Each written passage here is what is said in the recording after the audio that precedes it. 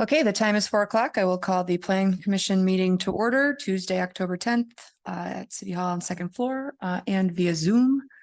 Roll call, please. Sorry. Commissioners Gray, Here. Commissioner Highfield. I don't see Commissioner Kesnick here. Commissioner Scholl. Here. Oh, sorry. Here. We need it. I know. It's okay. Councilman Schultz. Here. Engineer Selly. Here. Manager Lemire. Here. Okay, review and possible action relating to the minutes of the September 26th, 2023 regular Plan Commission meeting. I move approval of the minutes. I'll second. Okay, any further discussion? Hearing none, all those in favor, please signify by saying aye. Aye. Aye. Any opposed? Okay, carries. The next item on the agenda is a public hearing for the conditional use permit for site plan to accommodate building a new Public Works and Parks operations facility at 700 James Place. This is CUP 2023-02.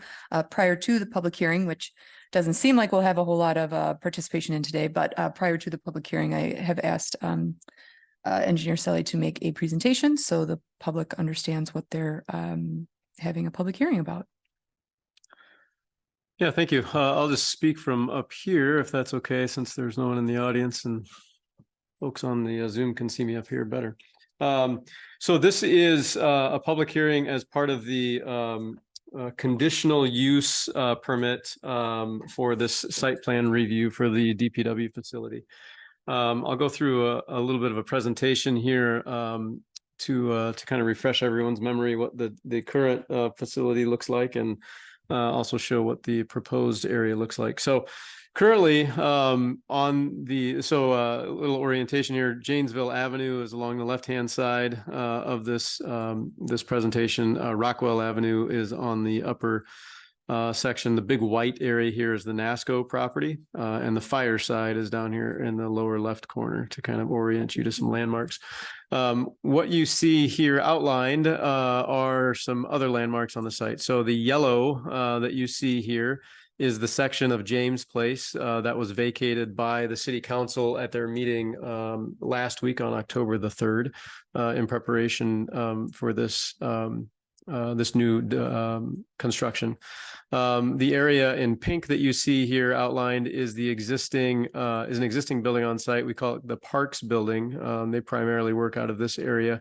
That building will be staying on the facility on the new campus. The one outlined in green here is the Firesides building that will stay. Obviously, that's owned by the Fireside.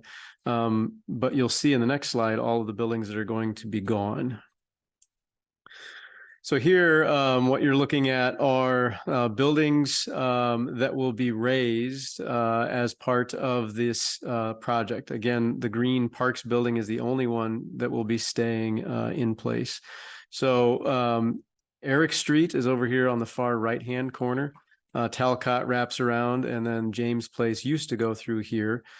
Still does currently, but when we begin the construction of this project, pending all approvals, James Place, as we mentioned, has been vacated and will become part of the campus.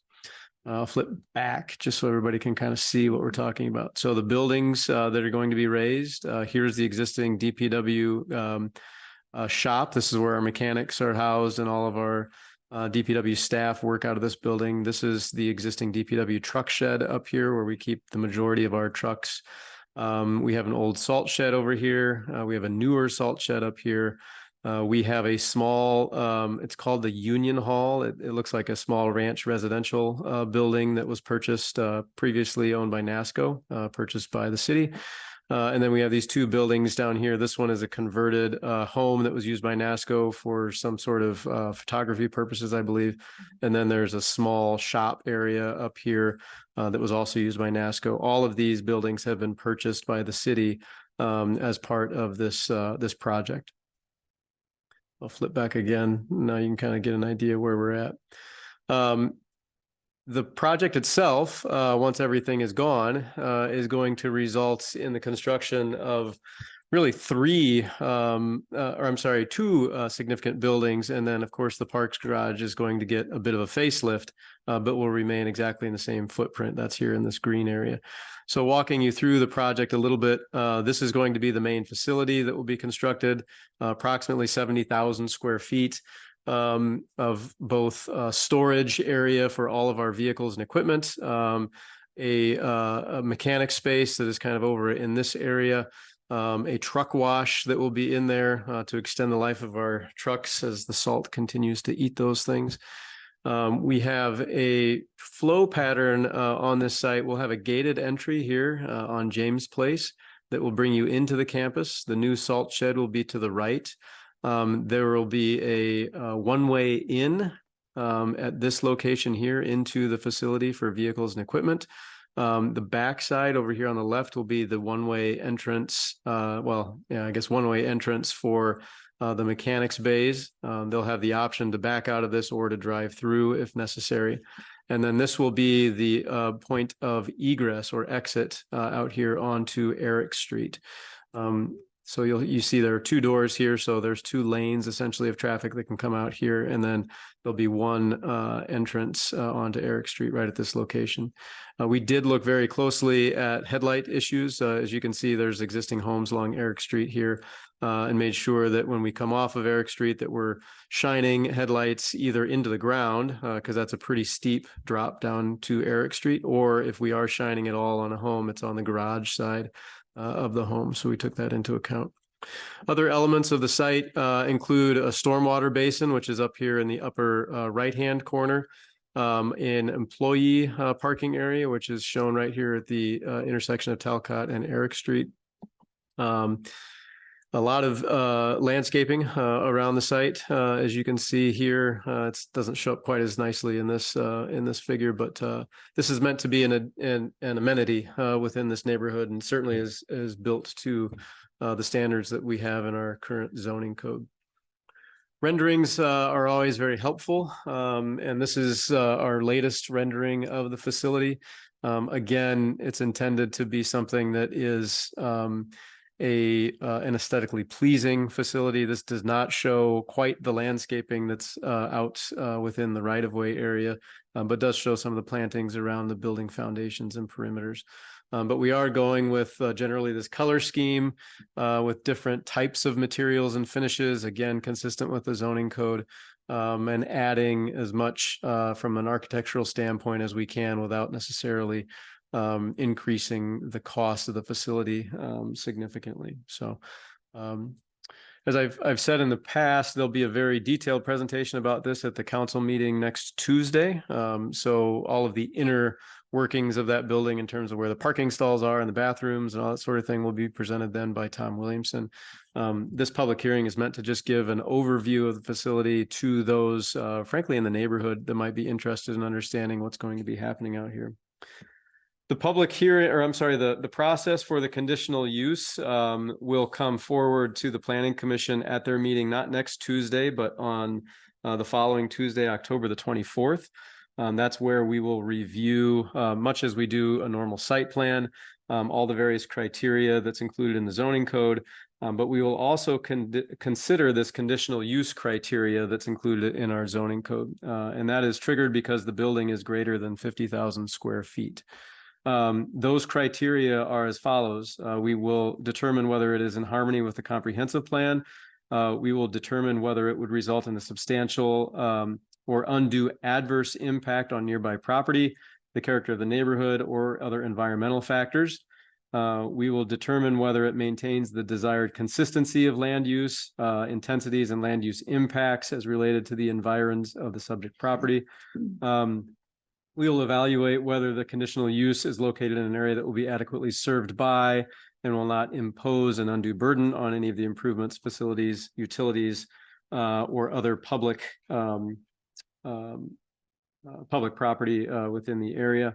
And last, we will determine that the potential public benefits would outweigh any potential adverse impacts of this proposed conditional use. So obviously, city staff will have a report indicating the answers to each of those 5 criteria for the planning commission. In general, we feel like this is going to be something that city staff will obviously support and move forward.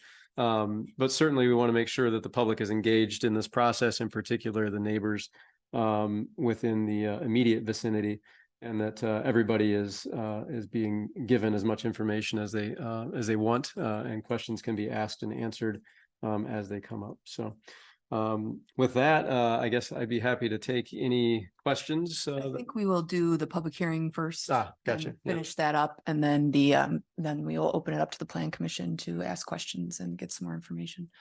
I will open up the public hearing relating to the conditional use permit for the site plan relating to the new Public Works and Parks Operations Facility at 700 James Place. Anybody in the room wishing to speak? Okay. Anybody on the Zoom wishing to speak during this public hearing? Okay, this is a second call for anybody wishing to speak on the public hearing. And a third and final call for anyone wishing to speak at this public hearing. Okay, seeing none, I will close the public hearing and entertain questions from the Plan Commission relating to this project. I will note, Commissioner Kesnick, there will be sidewalk. Yes. Thank you. The rendering doesn't show any, but there will be.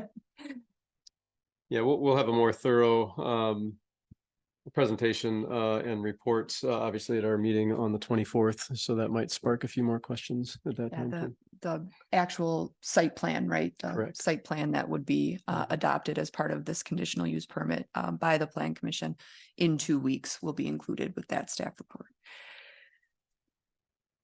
At this point, are we just asking questions related to the conditional use permit, or are we asking questions for the certified survey map as well? The certified survey map will come up later on the Okay. agenda. There's really no reason not to ask a question related to Okay. that if it's pertinent to what we have up and are discussing right now. Could you pull up that survey map?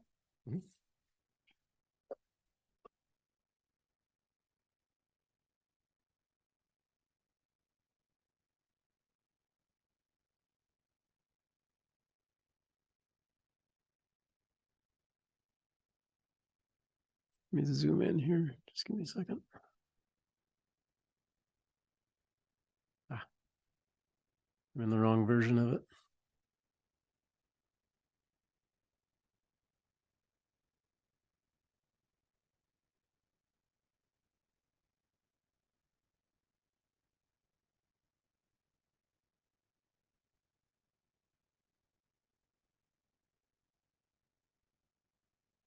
This might make more sense if I turn it so that north is up. If that works for everybody. So to orient you, this is Eric Street along the right, Talcott Avenue here, and then the vacated James Place along here. Thank you. I just happened to notice in the list of requirements for the survey map that it is supposed to show setbacks. And I didn't see any on here. Am I missing something, or No, I don't think you are. I think we do need to add those setbacks in there. do you know what they are? I don't off the top of my head, and I'm looking sort of at Jed to see if he gives eye contact that he knows the answer to that. No, we'll get that answer for you and put him on there. Okay. We're the building itself is situated such that we should be in pretty good shape. The only area that's close is the salt shed on the south. Yeah, I was kind of wondering about that. I'm assuming that's one of the reasons for vacating the street. Yes, it was. And are all of the adjacent NASCO buildings currently fully occupied and operational?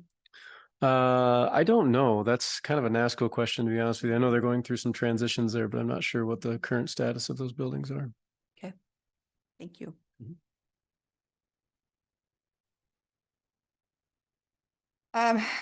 Any questions about the conditional use permit? Okay, seeing none, we'll move on to item number 5, which is review and possible recommendation to the city council relating to a certified survey map for the Department of Public Works and Parks Operations Facility. This is CSM 2023-11. Engineer Sally. Thank you very much. So again, just to kind of orient everybody, the what we're doing here is really just combining everything into a single parcel. Without bringing up my PowerPoint, we'll just use this here and kind of show it. So as I mentioned earlier, the city currently owns this area where the Quonset hut is at. So that's our property. Our current property is this area with the 3 buildings, and we have purchased these 3 parcels that were previously owned by NASCO. What we're doing with this certified survey map is essentially taking what is 1, 2, 3, 4, 5 different parcels and combining them into one. That's good practice in this situation, and also bringing in that James Place vacation also. So this pink outline that you see here is what we're showing in the certified survey, preliminary certified survey map here. I will note that there is a sanitary sewer easement, and I think, Tom, it just runs, does it run along the entire backside or just this portion back here? Okay, so we have a buried sanitary sewer interceptor, which is a fancy term for a really big pipe for sewer. And the fact that it's so deep requires a bit wider easement in the event that we needed to get down into it and repair it. So we'll show that on this. And I think Commissioner Kesnick, your addition of the setbacks will be added to the final certified survey for signature at City Hall. I will also just note that the front setback, minimum front setback in the institutional zoning district is 10 feet. Street side, 10 feet. Rear is 10 feet. Okay. Thank you. You're welcome. Any questions of staff relating to this certified survey map? I will note the 2 conditions recommended by staff, one in the report, which is that the sanitary sewer easement be added, and then the other suggested by Commissioner Kesnick that the setbacks be added.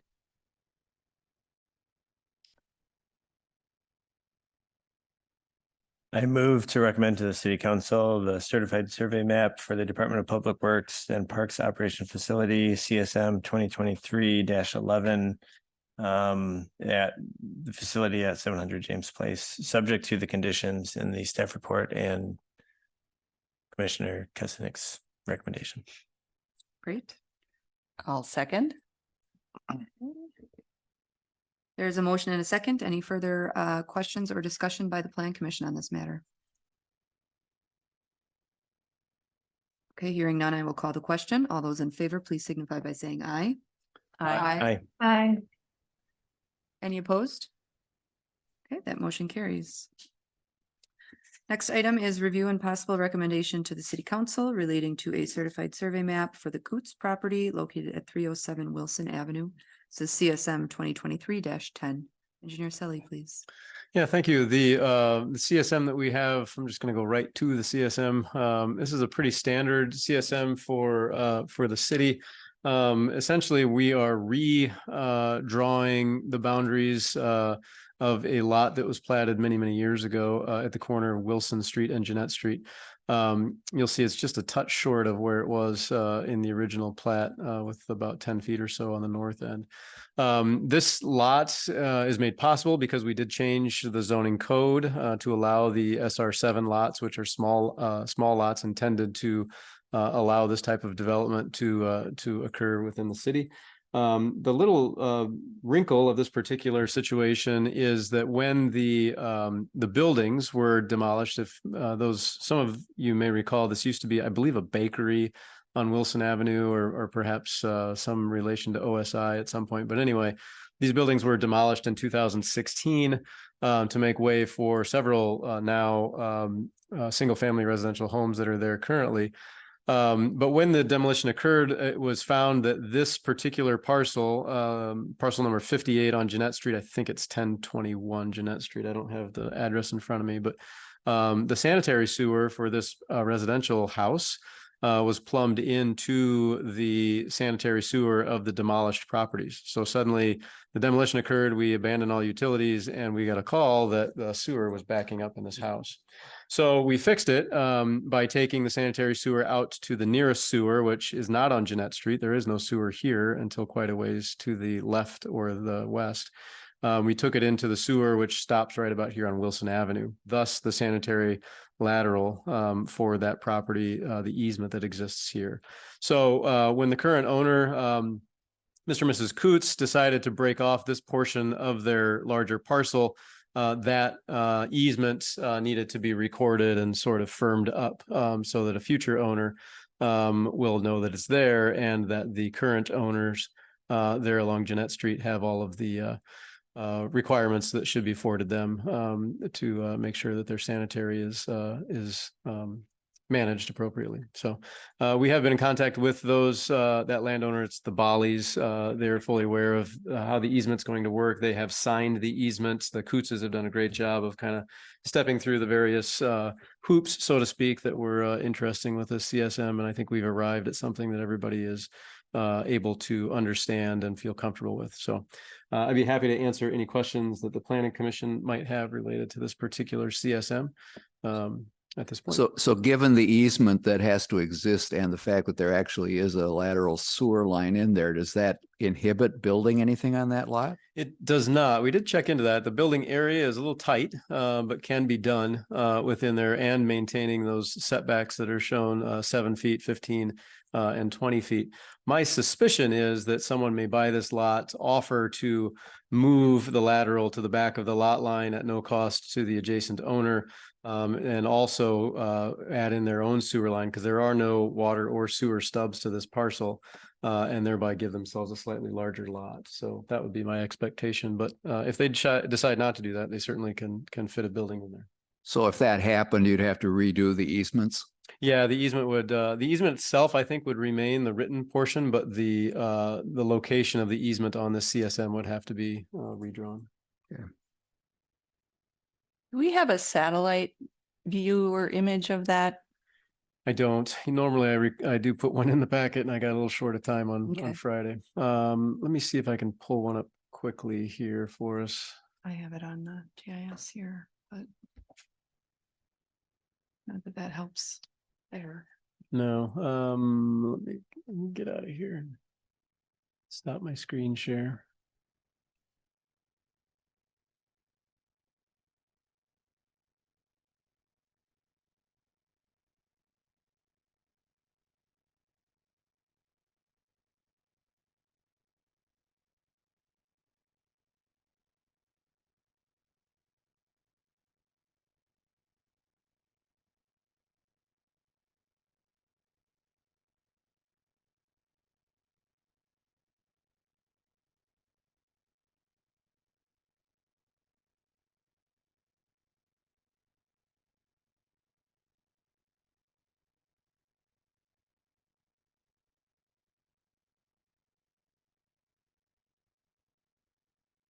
Okay, so the Nicely parcel that we're looking at is this location right here on the corner of Jeanette and Wilson Street. Is that screen shared so the people on? No, it's not. Let me get No, that. Hold on. Almost had her figured out there. Okay, should be able to see it then on the Zoom too. So the parcel that we're talking about is, it's not quite at this line, as I mentioned earlier, it's just a touch short, but it's right here on the corner of Wilson Street and Jeanette Street. Sanitary sewer easement, you can actually see in this aerial photo the marks that are in the ground still from the installation of that sewer lateral right there. So that sewer lateral serves this property here on Jeanette Street.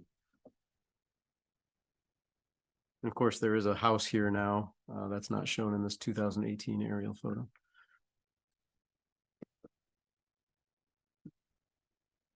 The house is at 22-112, you mean? This is the house that has the sanitary sewer Oh, lateral okay. going out this way. I can show this aerial will pop up. It's just a little darker. So you can see the new construction of a house here, but there is Oh, a okay. house here now as well. That's owned by the Cootses, and that's who is taking this parcel and parceling off. Can you just zoom out a little bit just so I can get I know approximately where this is, but just, So Berry School up in the upper Okay, right-hand great. corner, and Okay. then Madison Avenue to the north. perfect. Thank you.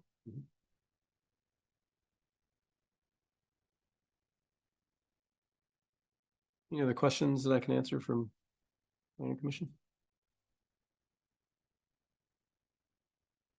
I move that the planning commission recommend to the city council that the certified survey map for the Coots property located at 307 Wilson Avenue, CSM 2023-10 be approved. Second. Can we, if the commissioners find it friendly, can we add that, the conditions in the staff report, proof of signature by both parties as described in the sanitary sewer easement agreement? And then language, added to the CSM referencing the easement grantor and grantee. and All of recording those such. words. All right, I appreciate that. Forgot to mention that. And Commissioner Schultz, second. Second, yes. Thank you.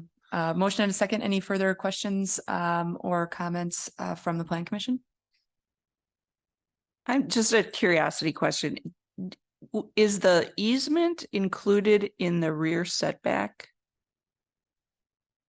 Or do you know what I'm saying? As far as yard area, or is that, No, you wouldn't factor in the easement. okay, It would still be the rear of the lot for it. okay. And so the rear is 24 feet? Is my math right on that? For the rear of the SR7, yes, it's roughly that. Okay. Yeah. And that meets the requirement. Oh, yes. Yeah, I mean, I think it would be a small buildable area, even if the sanitary sewer right. easement was moved, it would still be a pretty small buildable area. Thank you. Okay, we have a motion and a second on the floor. All those in favor, please signify by saying aye. Aye. Aye. Any opposed? Okay, that motion carries. Next on the agenda is review and possible action on a site plan review for OSI tower signs located at 1200 Industrial Drive. This is site plan review 2023-16. Mr. Drager, please.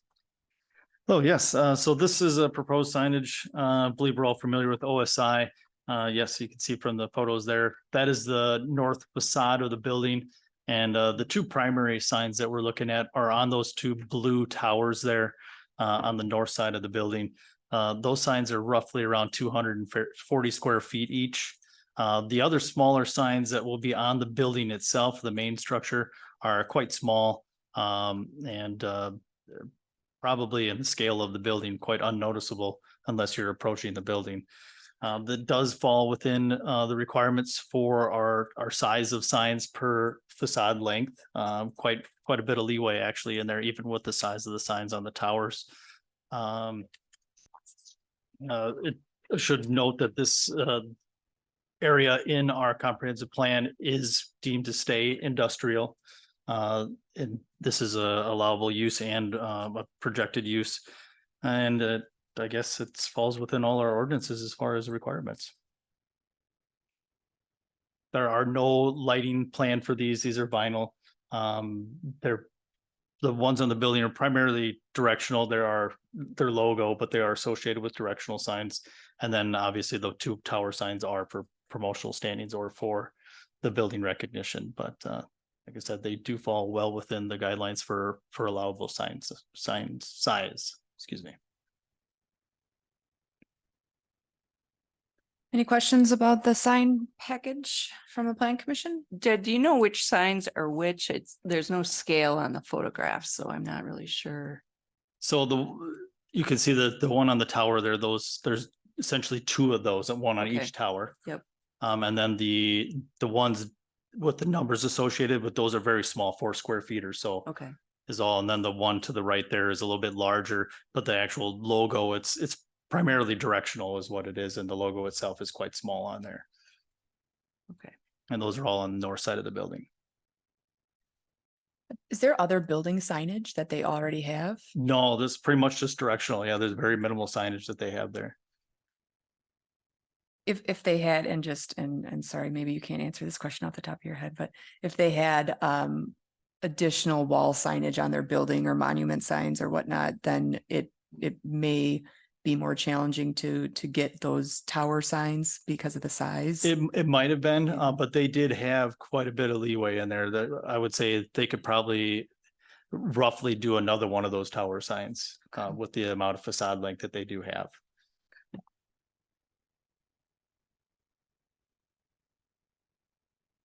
Is,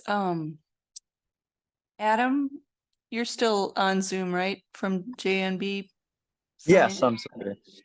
So I just have a graphic design question. Yeah, no problem. The three smaller signs, are those, is it correct that the OSI, the logo part is on a white background and the rest is on a, like a gray or silver background? Correct. Yeah, those are pre-existing. Those signs are pre-existing? Yeah, those smaller directional signs, those have been up for a couple years probably. Those ones with the numbers on them, yeah, those are pre-existing signs. Oh, So yeah. they're just adding the small OSI Got logo it. above it. Okay, thank you. No problem. Any other questions or comments from the Plan Commission on this?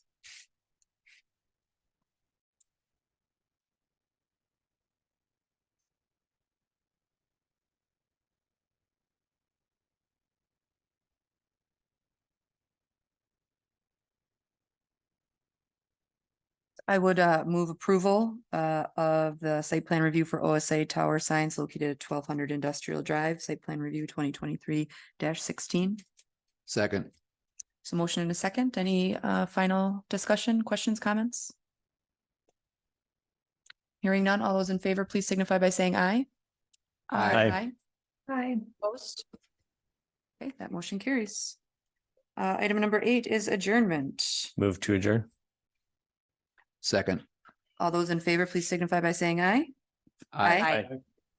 Any opposed? We are adjourned at 4:31 PM. Thank you, everybody.